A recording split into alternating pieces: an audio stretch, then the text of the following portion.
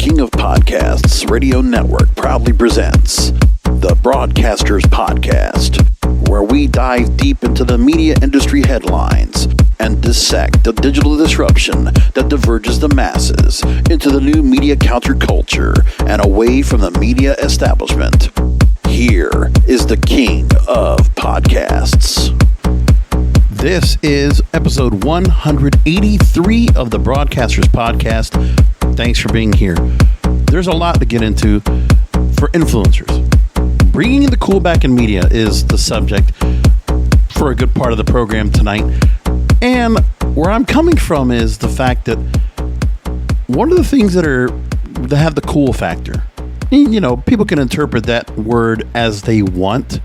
But there was a story from Vox.com that actually kind of brought the whole idea, which is it's a very daunting task to go ahead and what identifies as cool and trying to encompass everything that we have in our lives of the pop culture or the counterculture and what makes something cool in the eyes of different people.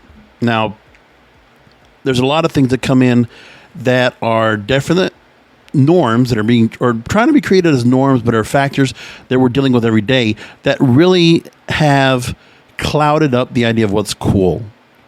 And it's unfortunate because there is some division when it comes to inflicting and injecting societal different, or issues. When it comes to diversity, equity, inclusion, that takes kind of the cool out of it because of the ideas. Well, now we have to have things that fit. You have to try to go ahead and take certain things that's like a round piece into a square piece, into a square peg. Because then you're having to go ahead and we need to make sure not to offend anybody. We want to make sure that we are including everybody in the conversation and that those that are disenfranchised or are not being given a voice are given more of a voice. So it's not about proper representation, the makeup of who we are and what people are doing and what they're on about. It's changed. I'm not here to judge or criticize if it's better or not. It's not my point. My point is to kind of analyze where this is and who is doing the job right now of defining what things are cool. Because there were things where a big corporate record label could bring on a star or, an artist or a group or a band and create cool music. We know that was a definite thing. Think about it. All the classic rock, all the pop, soul music. You had a lot of major record companies that were doing that. So in corporate society, these corporate media entities, which were not so, narrow sized, because now you only have so many companies that run everything. When there was there was a little bit less, there was a little more regulation, and a few more companies were out there competing with each other. The competition created everyone trying to rise to the top with cool content. The same thing going with television. You wanted to find the cool TV shows, the ones that people were talking about, that enjoy, that were major networks creating. And that's not the same right now. When I look at a lot of different things that the news, whether it's entertainment rags, or it's show business, or it's music, movies, TV, and radio, there's a lot of this, we need to represent certain people for political correctness, for societal norms, for systemic injustices. All these things now need to be considered. And they now have to be up front before we talk about anything else. Is it the right thing? Do we want to go ahead and put out content, whether it's a commercial or whether it's a podcast or whatever there is? You want to have something for everyone. But then when you have these big corporate giants that are running everything, in some cases, they want to go ahead and bring back things and rehash or retool because they have nothing else better to do. And so you're just taking people's childhood and just kind of, in some cases, you're taking something from people's childhood or from nostalgia and reworking it and reinventing it. And does it make it better? And was there a reason for it, as a matter of fact? These are the kind of things we look at. And then we also look at the fact that some people have to have the host a program. There has to be some kind of a political slant to it, or that politics have to be part of every late night talk show. Was that a cool thing? Is that a cool thing now? Like, when did politicians become rock stars? I'm talking about in general. When did they become rock stars? Like, they're being propped up as that. They're getting the big woo kind of audience response. Is that normal? Right? Our athletes, when we're watching sports, it was about the sport. It was about the competition. It was about the players. But then every sport now has to have something that has to be in play. Like, look at what's going to happen with the Olympics coming up. I haven't seen a whole lot of promotion for it, but then again, I'm not watching network or cable TV. How many people do you think are going to actually be watching the Olympics?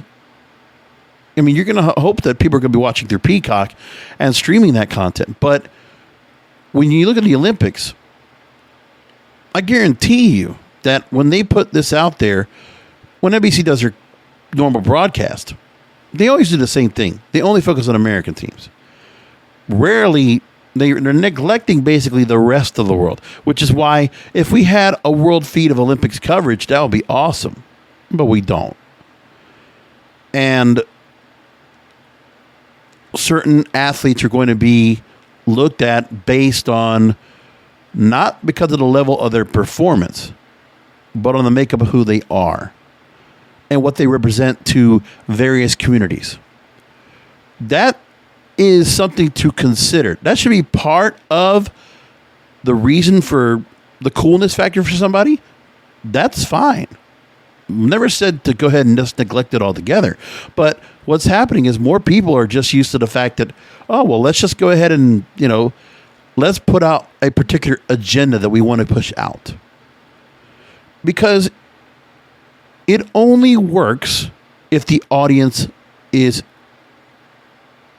engaged to it. Audience engagement. How many times are you going to put out money towards a certain project that is supposed to be to fit a societal norm or narrative, and it tanks and it fails? I don't care about the blame. What I'm talking about is the engagement. Is the audience going to respond to it? I don't know. And I'm not sure if it really is there anything like that we're going to be worrying about right now that the Olympics will give us that. Will the Olympics bring people together? No, probably not. Is there anything we're seeing right now from the pandemic, out of the pandemic?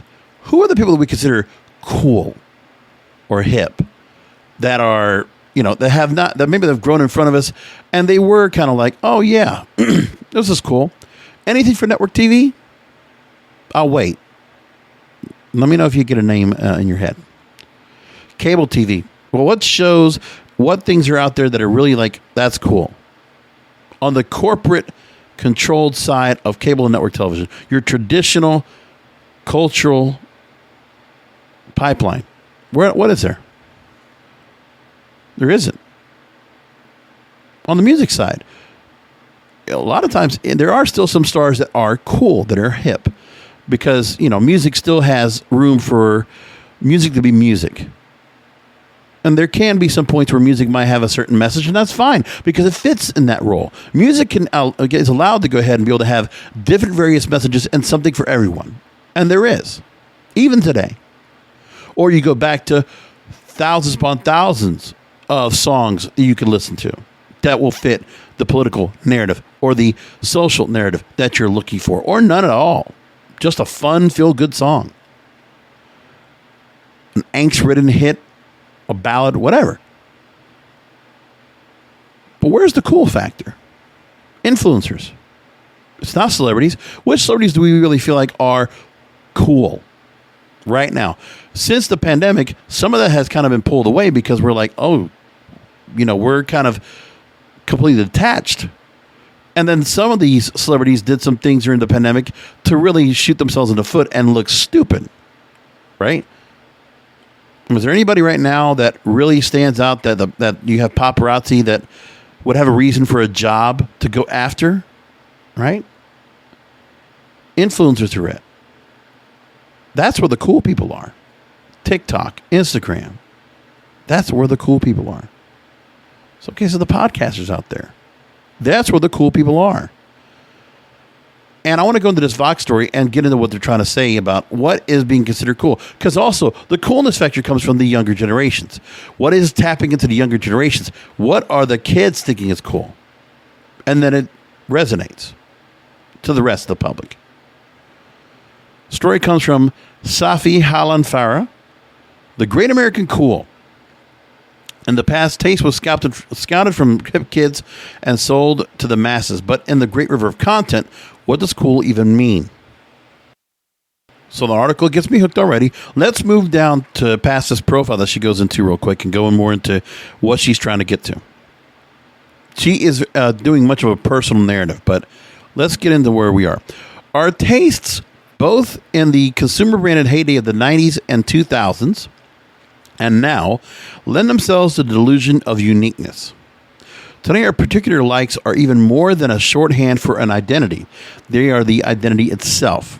In the now defunct blog turned book Stuff White People Like, Christian Lander builds his observations as, quote, a guide to the unique taste of millions, end quote, winking at the inherent conformity baked into the arbitrary commodities and interests enjoyed among the white yuppie set. Of course, normies enjoy dinner parties, the comedy of Dave Chappelle, and music piracy too. But only non-normies use these as dog whistles and mating calls to signal their own interestingness to others.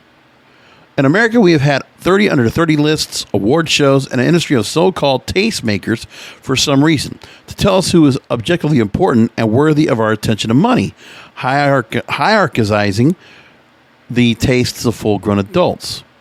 So, taste. That is a good way to kind of go around and, incorporate what cool is. It's a person's taste, a person's what's on their palate, what they feel like they are interested in. What do they take a liking to? That's a good way to go and go with that. Gen X used to crate dig to acquire taste in records and beyond, and millennials like myself had to sleuth online via forums and blogs. Gen Z, unfamiliar with the concepts of obscurity, obscurity's on TikTok. I mean, there's a lot of songs that are becoming viral hits because they're obscure. And the obscurity is happening, by the way, because you're hearing songs that are coming back to life that some people are discovering from their peers or they're learning about from themselves. Like the obscurity is digital. Like it's not where we have to go looking at record stores to find records and find things out there, or going to a CD bin like you used to back in the day, going to pawn shops and CD warehouses and finding used CDs and finding different things that I wanted to check out. Or listen to music that the DJs would provide us that would play for us to, jam out in the clubs, which I guess people don't do much of anymore.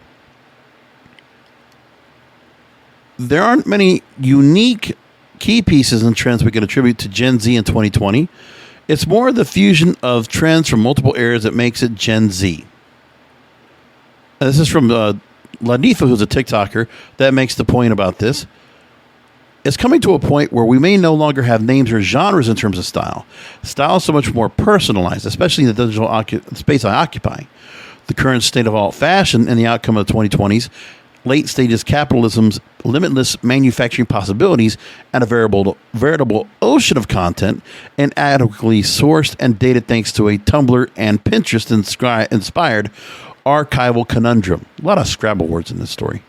As a result, her peers incorporate aspects of fairy, punk, or indie, or the bimbo-inspired look. That Gen Z alt is just some variation of all these taking part in every trend at the same time. You very rarely see people committing to just one.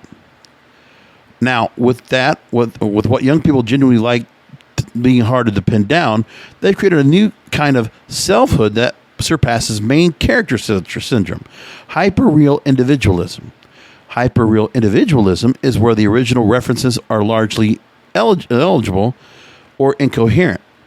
There we go. All right. But the individual wishes to define themselves and create an identity around their own disparate tastes and styles. Anyway, what's happening with Gen Z is they're not conforming. They are non-conformists. But they also, they are naturally funny. They are naturally entertaining. A lot of them are naturally, they draw from different emotions. Happiness, sadness. They like I say many times before, I feel like Gen Xers can relate to Gen Z much more because it's a generation of explorers.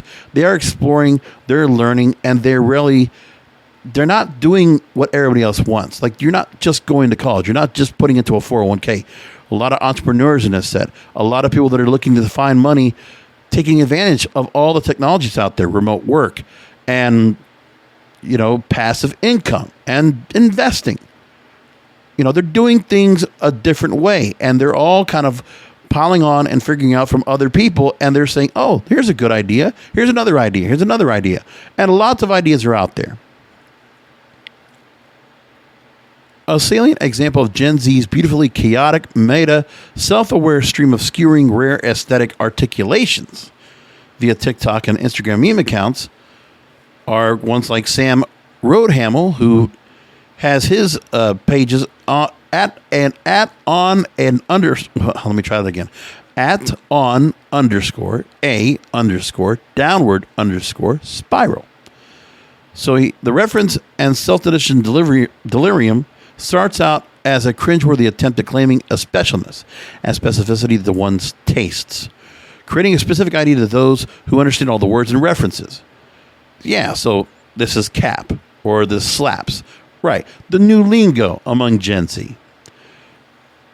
And Sam explains it's since evolved, however, into an ironic meme.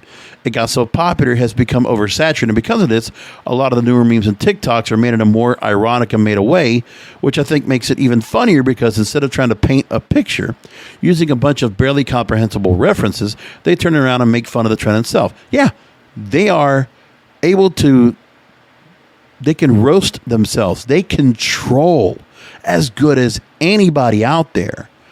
That's entertainment. That's kind of taking the place of comedy, where we actually had stand-up comedians and we had comedy shows and sketches and things like that, where you could be offensive and you could laugh at yourself. You could degrade yourself at the same time, and you could be humble while being humiliated. These influencers, a lot of them do get that. Now, there are some that don't because of the fact that, you have a lot of people that are real people that are getting hurt because they get cyberbullied, or they have a lot of things going on. The worst kind of stuff, revenge porn, things like that are going on. But it's different. Now, where Gen Z, Gen X, and Millennials were rolled into one category, the NPR tote bag and or band t-shirt wearing hipster, Gen Z has identified infinite, disparate, and chaotic combinations of tastes and consumer choices, mining from a limitless array of niche subcultures and milieus. Their eclecticism is far more reaching and complicated than the 90s or 2000s young people, even more omnivorous. So it's harder for corporate executives to market a one-size-fits-all youth culture too for so-called cool hunters to narc on them. Great point. Because you could just not do the traditional marketing on these kids. There's just not the same thing that works for all of them. And I like that. Because then you have diverse entertainment. And, these kids are used to having 500 cable channels. But even if they didn't grow up on 500 cable channels, now they have limitless entertainment. And they all find what works for them. And there are going to be some things that they will find that are eclectic or niche or nostalgic that they will tap into. And those are some of the things that will bring people together. So if Bella Porch puts out a song, Build a Bitch, and it becomes something that all her fans can go and rally around. If Jake and Logan Paul can resurrect boxing like I talked about a few weeks ago and make that fun, well, why not? I mean, these are the kind of things we look at and say, think about Whitey 18, William White, the TikToker that does, Benny Mardona's Into the Night and did Mandy by Barry Manilow and all these old crooning, 70s, 80s ballads. And he's doing that because, it's a gimmick. They're all finding gimmicks. It's like how professional wrestling kind of works. You find a gimmick, you work with it, and that's how you entertain. You find your lane and you find something you're good at, and then you entertain people. It's like a circus. Everybody has this act. Everybody has a talent. And people are finding, and this is also where you could find talent of different things, where it's not just something constructed that has to be on a stage or in front of an audience. you're just watching it individually by yourselves, or maybe a few people are watching with you. It's kind of cool like that. Now, it's different because of the fact that you're not going to be able to get fashion to be something that you can mass market, or, products necessarily you can mass market. But there's a lot of things that I can see where you can work on that. I mean, you find trends that become trendy and become viral, and what these big corporate companies, whether it's clothing, whether it's food, fast food, whatever, they need to tap into something that gets viral, get the campaign up as quickly as possible, and go. That's happening quite a bit. All the fast food companies are very forward thinking. You have certain companies that always think about that, and they think, well, what can do to get people to engage? Entertainment, right? There's all this that you try to do to get yourself noticed, and you need to go ahead and tap into a market that is quickly changing interests. So there's a short attention span issue. And you need to go ahead, if you are trying to mass market to this group, you need to figure out what to do to get them on board quick. So the Shines and the Fashion Novas of the world, learning how to go ahead and get swimwear to all these girls and get them, with your product and help them, get everybody involved and say, okay, this is what you're getting. This is girls. This is what you're wearing out on the beach or in the pool. Things like that. You just move along like that. You figure out all those different issues. Cool, once narrowly delineated and foisted upon us by marketing cherry picked from hip kids, has been blown apart for the new generation. And that's where we are. Now, if these companies knew what they were doing and they had good ideas, then you could get some of this younger audience to engage, and they might play along. They might know how to go and follow the marketing. Where we had like Levi's always doing marketing, or Nike just do it, or Benetton back in the 80s. All of that, Swatch watches and, cross colors and skids and, Z Cavariccis and all this kind of stuff. We had all these different brands that always synonymously reached to a certain audience. People went to the Gap to go shopping, or they would go to County Seat, or they would go to whatever. Merry-Go-Round, DJs, and all these stores I used to remember. Express used to be a thing, remember? Like, that was the idea. You have certain stores, certain products, Guess Jeans. You had ways to market, and then there were just certain things that would be the thing to go with. But I think sometimes with Gen Z, I don't think they're worried about fashion being a particular, like any kind of brand name. Like, they're not worrying about wearing BB or, going to PacSun and finding something you have to have a particular brand of. Like not too long ago, Aeropostale, you had to have something that said it on there on your shirt. Or the jeans had to be a certain brand. I don't think that even matters anymore. Not so much. Or the dresses. Like whatever, guys or girls are wearing right now, it doesn't make much of a difference. Even the hairstyles doesn't make much of a difference either. There's not a particular set style. So in a world where everyone, not just the most interesting youths, are under a kind of constant surveillance where individual information is more valuable than any short-lived idea of collective cool, demographics give way to data. Gen Z might willfully defy categorization, but each disparate bit of their bizarre taste stew can still be marketed to. Cool, and by extension taste, just isn't all that useful anymore. It all feels like a case of Alice in Wonderland syndrome, like our shared experiences of culture and our perceptions of it might be distorted. Many enthusiasms and affinities I once regarded as hip and cool are now nostalgia porn at best, or they're now called the new word Cheugy. Cheugy. So she kind of goes into how she feels now, calling herself a train spotter. And she finishes off saying that consumer identity is old news when everything is cheap and available and everyone is buying. It's just different. It's just different. And people don't have a way of figuring out how to market or advertise.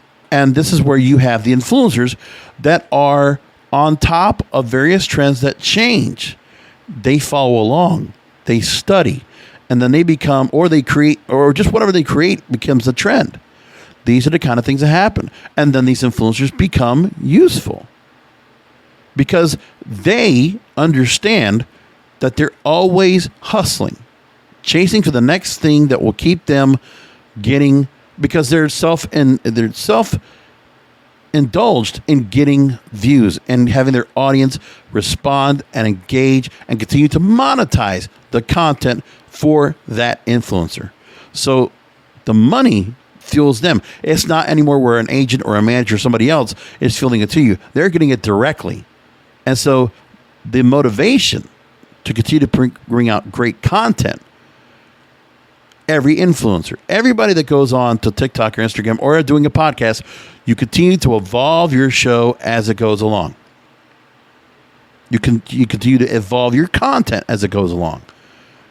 I know that for myself, I've been evolving my content since I started doing my own content back in 2012.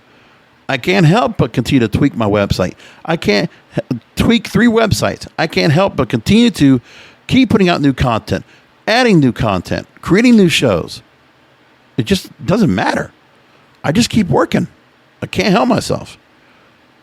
I'll keep trying to tweak 3 websites, work on 3 different podcasts, on top of my full-time commitments, and building that up and trying to make that continue to trend well. Things like that. It's following the trends. But I like to be forward-thinking. I like to go ahead and just keep an eye of what people are doing now and move forward that way so that I can stay ahead. Because for me, I don't like looking back and finding, let's see what used to work and bring it back. I can't do that. I don't think that kind of philosophy works for me. It works for a particular culture that's out there, and maybe some people that might, remember, some shows that you're getting right now, they're based off of shows that people grew up on. The fact that iCarly went to Paramount Plus and became a show that they brought back, and a lot of kids grew up on that. And the situation allowed itself for Miranda Cosgrove and her rest of her, except for the one other cast member that was a co-star, most of that cast came back because they weren't necessarily working on any projects that would pull them away from them doing a project like this. And there you go. Then you're just pulling into, oh, look, we're going to do something from our childhood. Bring it back. Punky Brewster, for the kids of the 80s. She's now all grown up and seeing her out there with her daughter. And that's like another idea. But these shows, you're just bringing back content. You're just trying to bring back what people grew up on. And there were some people that were growing up on Friends. That's why they brought the revival out there. And that they're doing things like that because the corporate entities, these big corporate media giants, at least they know that they can use that gimmick of, well, we can go back with what works. We can find a way to make it work again. We could do prequels. We could do postquels. We can do revivals. And we can just resurrect the show. You see it every day. You see it all the time. That's why sequels are... If the sequels in the movie theaters didn't work so well, then what else would they do? And that's the idea. Or take concepts and say, oh, this is something that people like and think is cool. Well, let's just reincorporate it. We'll just adapt, which that's been going on forever. But that's what you got. It's a very interesting thing to think about.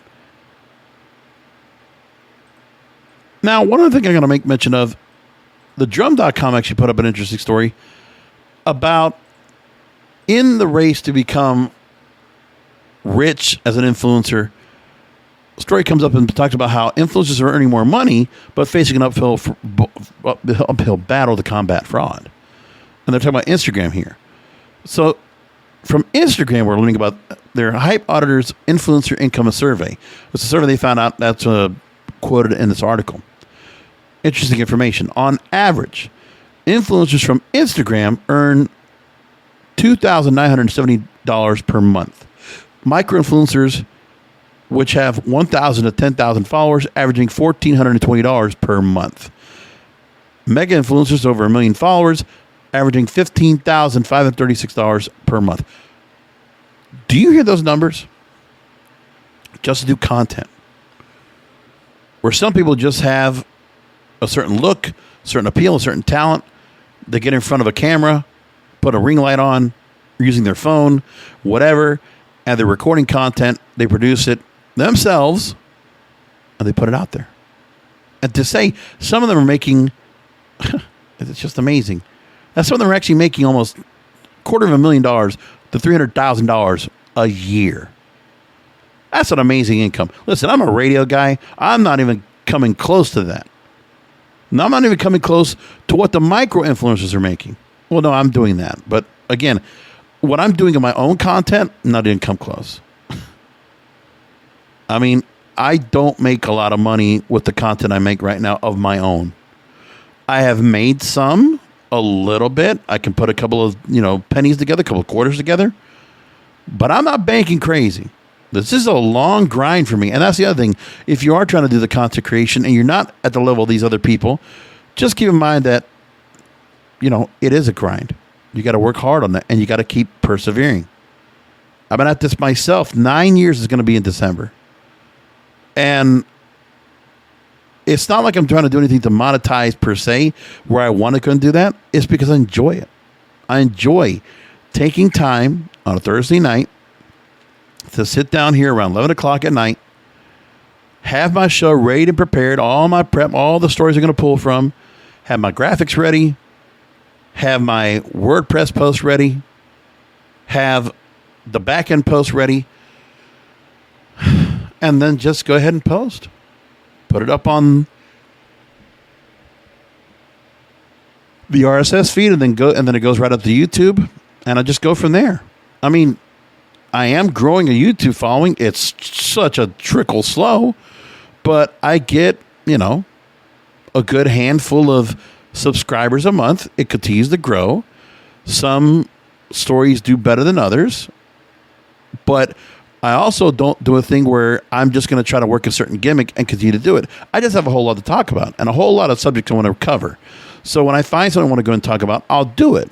So there's that part. Plus the other part is that I enjoy doing radio and this kind of content because it's just something I love. I mean, when I go out, or sometimes I go and talk to other people, like if I'm going out some days, as of late, I might go walking around the mall or go, drive for Uber, for a couple of days or other things. And I might even put maybe a couple of sentences together for the most part. And it's not because I'm just trying to talk to, I needed to talk just to talk. I'll speak when spoken to, or when the time comes up. But for something like this, like I'm just rambling on for an hour and not really stopping for anything unless I have something I got to do for a second and I have to go and just, hit the pause button. But for the most part, all of my content, all of it, I do it in one take, and I just run the recorder and let it go and enjoy it. And, that's what we do. I'm in awe of the influencers and where they're going with things. And, I'm on the back end of the part where, I'm in my 40s. I'm not in my 20s. I wish I had the opportunity to do this in my 20s. But, in my 20s, we didn't even have the internet really up to do anything yet. And it wasn't until 2005 that I started doing anything on digital in the first place. And man, has it been fun. Like, I've done a lot. I've accomplished a lot. I'm very happy with what I've done. I feel like I've left a legacy. And I've produced tens of thousands of hours of content. No question about that. So I'm very content at that point. And I haven't had a reason to stop. And I could have done this in radio. Wouldn't have happened. And there's something to be said about the global audience that's out there, and knowing that people from different countries, anywhere around the world, can access this show and listen to it, and then also be associated, because my show and my programs are all on the major podcast portals. They're on, it's something fun to say, hey, my YouTube channel, my Spotify, my podcast is on Spotify, Apple Podcasts, Google Podcasts, Stitcher, Speaker, iHeartRadio, like Amazon Music. Huge. I love it. There's a pride that I have in doing this content, which I hope some of the influencers that listen to this program have. I hope you do have it, and you really feel like you're getting a lot of fun doing this. That it should be something where you're doing this and like you could do it for free. Like you enjoy doing what you do. Because I think that's the most important thing that most of this Gen Z generation is doing right now, is they're trying to do things in order to do the things they love. Whether it's a means to something that they can do, or they're getting to do what they love for a living and get paid for it. Like, that's fun. Very inventive, creative, and very intuitive. I like the creativity. I like the thought process, and some of the ideas that come up. It's just something fun. Now, moving along, there is an issue with fraud that they talk about in the story from the Drum. Fraud continues to be prevalent, with almost half of influencers, 47%, reporting being impacted by fraudulent activity, and 50% experiencing an increase in fraudulent activity since the onset of the pandemic. Now, breaking down the particular types of influencers in this study. Mega influencers earn $187 per hour, compared to the average influencer at $31 per hour. Beauty influencers' earnings average $60 per hour. I mean, you ask for this kind of money. You wish you could get that kind of money. Brand promotion accounts for most influencer income, as close to a quarter of influencers are building a personal brand and attracting customers to their businesses through Instagram, participating in affiliate programs, and selling courses. Subscription services were noted as an additional source of income by 8% of influencers. And on average, influencers like these receive almost $6,000 from their account per month of subscription money. Most work with brands for barter and money, with 21% of influencers working through barter, 23% for money. Majority disclosing advertising agreements, arrangements, 61%, 12% of respondents admitted not to disclosing sponsorships. And you're doing enough because with the audience that you have, advertisers can't help but get to you because they need you. It's very important. Entrepreneur Magazine also put out an interesting story on influencers, saying it's time to re-identify the influencer, redefine, and look for a more representative title. The number of people we identify as influencers continues to skyrocket. No doubt a byproduct of worldwide stay-at-home orders accelerated and popularized the generation and consumption of influencer content. Once used to refer to those with large social followings and consumer goods advertising contracts, the term influencer has expanded to represent political leaders, business executives, social justice advocates, dancers, poets, esports competitors, and many others with a platform. Authenticity is a key part of these entrepreneurs' brands, which is very important. Authenticity. Can't get that from big corporate America or from your, big, corporate bought and paid for, managed and agency managed celebrities out there. How many of theirs are authentic? The tendency to group them all under the umbrella term influencer is causing the public to lose trust.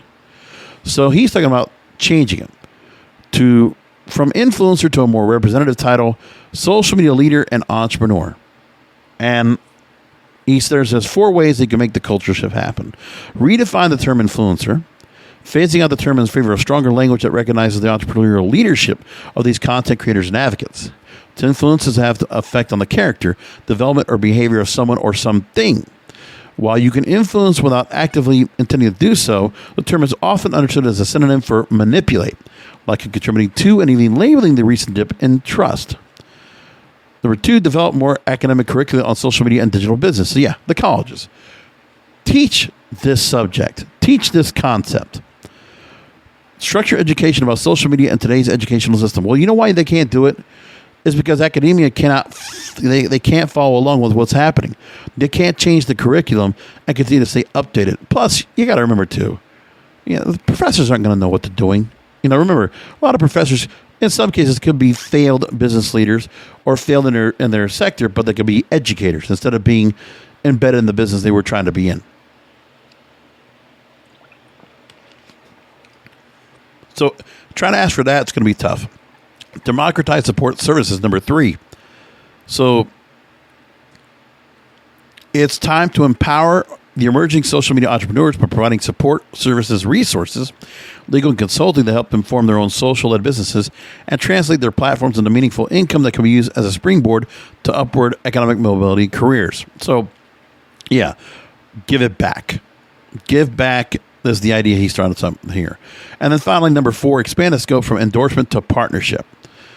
So brands need to meet influencers halfway. Time for companies across a range of industries to view influencers as more than a means to an advertising end. Social media entrepreneurs have already proven they're more than the sum of their followers by sharing truly valuable and engaging social, political, and cultural content.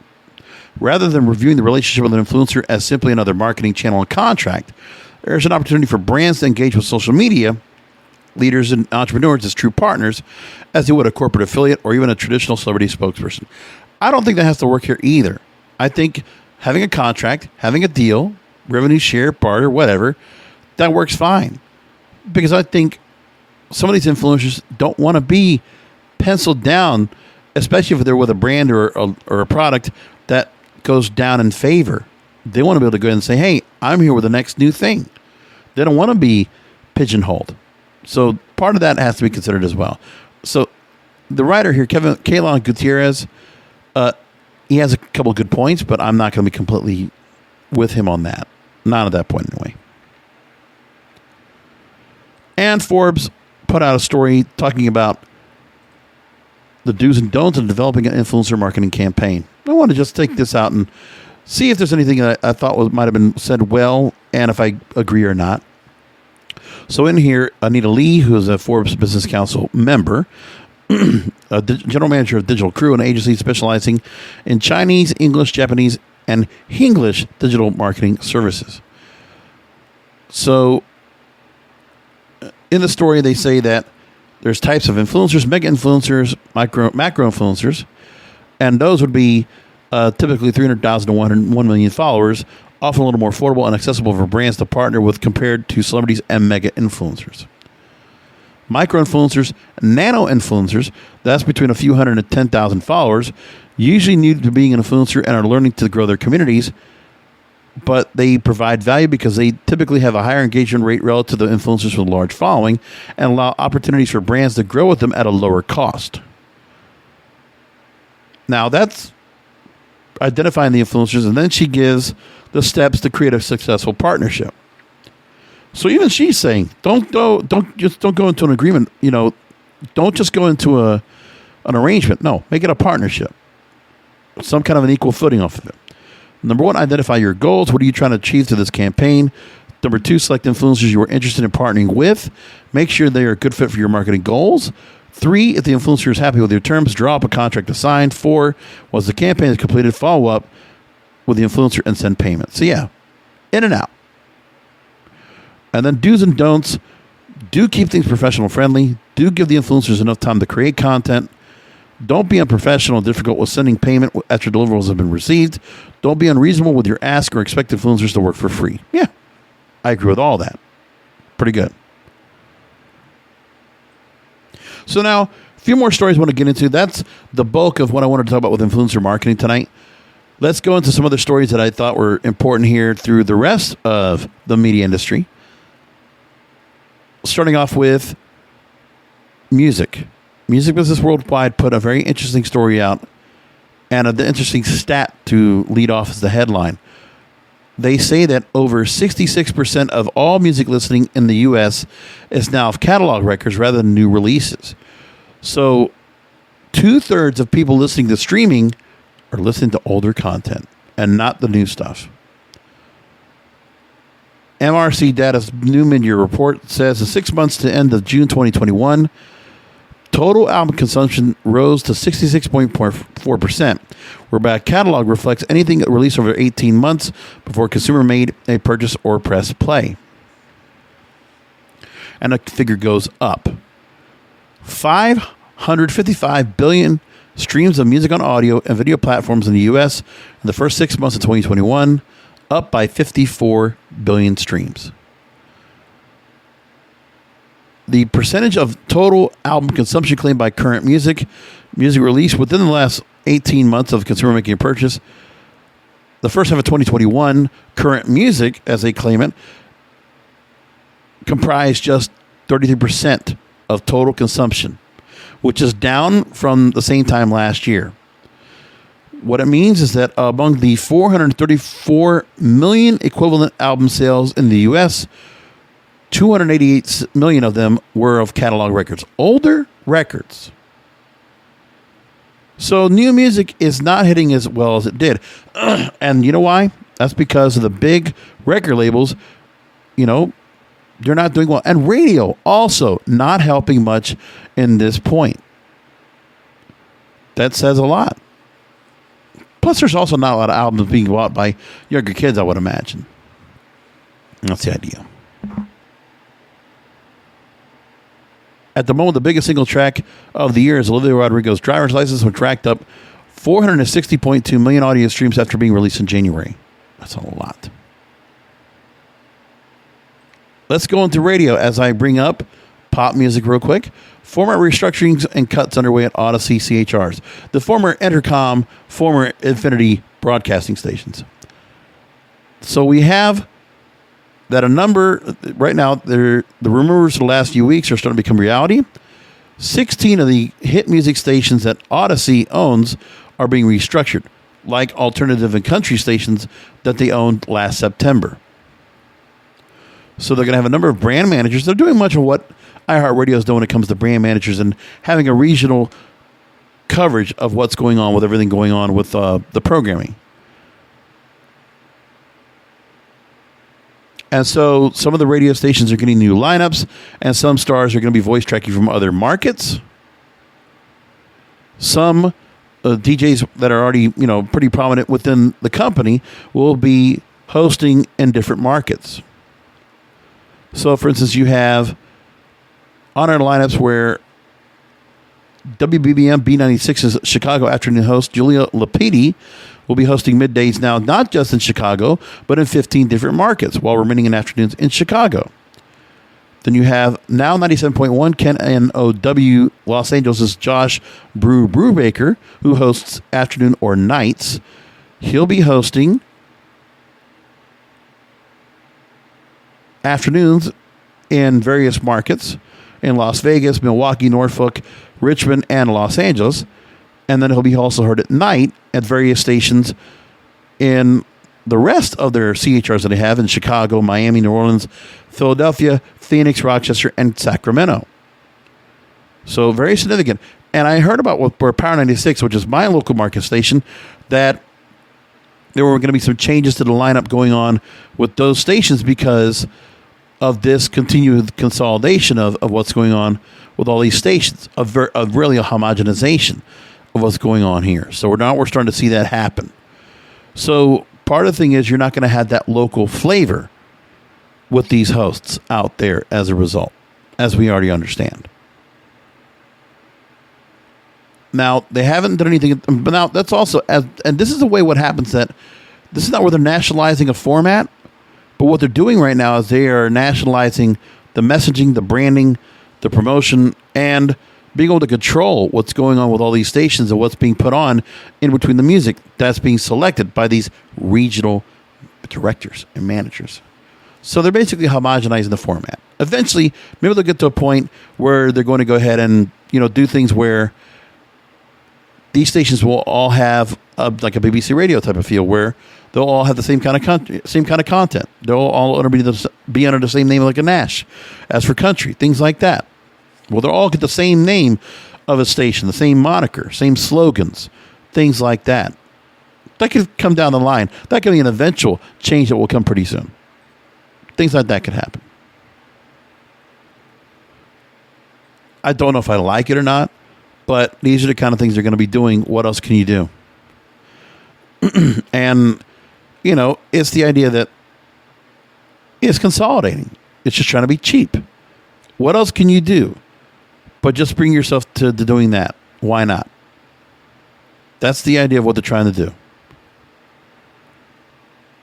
And then what they're doing, which you can already see right now of their content, as we already see at the moment. Power 96 already has the new lineup of their shows where they have their morning show, which is still going to be local. Okay. But then they have the host that we just mentioned, Julia Lapidi, that will be hosting, replacing somebody else that was there from 10 to 2 p.m. So middays will be hosted by her, among other stations. Now, will she fit the Miami format? That's another story. Then the program director of the station, Miho, is Afternoon Drive. And then Josh Brubaker, who really kind of changes things up when it comes to the format, because Power 96 has had a legacy of having mostly Latino, really Spanish surname DJs, with some American DJs in between. But that's not what's happening here. They're definitely changing things up now when it comes to the way that the format is. And that's what's going on. Changes being made to make changes is what's going to happen. I don't know if I like that too much, but it's unfortunately that is the way that things are going. That's too bad. One other story from Forbes I want to bring up about online streaming accelerating a new content experience. And by the way, I did get to see Black Widow this past weekend and really did enjoy it. It's been nice to get back to the theaters again and go ahead and watch movies. It's been pretty good. And the numbers that came out for Black Widow, it broke, $200 billion worldwide. It's making good money. And obviously, first Marvel movie coming back, crowds came back for it, no doubt about it. So looking at the weekend numbers, Black Widow, $80 million, and it's still making more money since, in over 4,000 screens. And if I look at the overall worldwide box office, almost $200 million, $200 million right now, worldwide box office. And it will only go from there. And so far, Fast 9 has already grossed $550 million. Crazy money. Amazing. All right, let's go to the story. Post-pandemic media consumption from Forbes. Now, this is a few weeks ago, but this is something I didn't get a chance to talk about. Well, I want to go and bring it up here. The research over the next 12 to 18 months, this is something they talked about when it comes to online streaming, creating a new content experience. That number one, heavy TV video consumption will continue. That post-pandemic, 28% of online adults said they are fatigued from watching so much TV and film. 21% plan to spend less time watching. But we already know that people are going to still seek new modes of entertainment.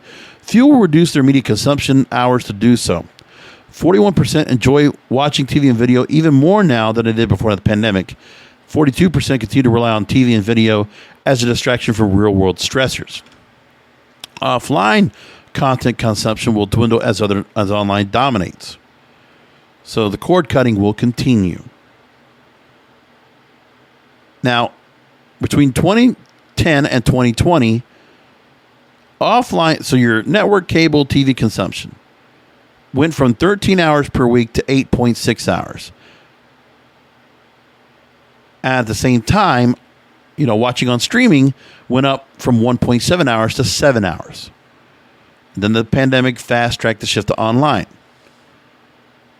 In their study, 46% of consumers report spending the same amount of time on their personal devices as they did last year when the pandemic is another thing that I'm really into and really encompassed by.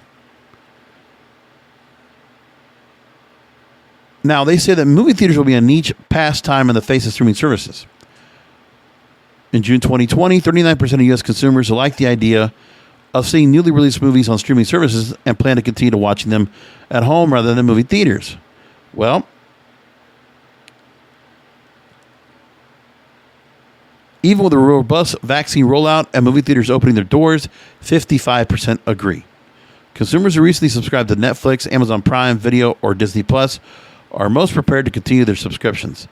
But remember, if you're having to pay an extra premium, they're probably not going to do so much. Now, supposedly, Black Widow made an extra $60 million in premium sales from people that decided to watch on Disney Plus from home instead of going out to the theaters. Online streaming will bring the public experience into the privacy of closed social circles. So 34% of consumers skewing older plan to continue to watch their favorite TV shows and movies independently or while social distancing. 31% who skew younger, eager to watch their friends and with friend and family their content, and 14% in public spaces. But that's mostly for sports, I would imagine, from there, if it has to be anything like that. Okay. So that is the show for tonight. And it's going to wrap things up. I appreciate all of you checking out the show each and every week. It's a show that, I talk about. It's a personal, it's something that I enjoy a lot to do. And the fact that I can go and do a podcast like this, which I know it's not made for everybody. Like, I think I do a pretty good job of putting it together and putting out some pretty good content that people might want to listen to. But I know there's not a lot of people like me that would appreciate the kind of content I put together. And that's okay. I don't mind that so much. But it's what I enjoy doing. And I don't feel like I have any fatigue from doing this show. I mean, 183 episodes later, I'm still into it. To the point that I'm not even bringing on guests right now. I didn't even thought about the idea of reaching out for interviews. I hadn't even thought about it. I just kind of just sat back and said, you know what? I'm still going. I still feel good about it. And that's fine. And I work with it like that. I enjoy it. So anyway, come back for another Broadcasters Podcast next week. We'll go and come back and do this all over again. But until then, remember that content is king. And the control of your content is in your hands. Thank you for listening to the Broadcasters Podcast. Find all the links to subscribe to the show by going to broadcasterspodcast.com. And don't forget to check out the King of Podcasts wrestling program, the Wrestling is Real podcast, exclusively at wrestlingisreal.com.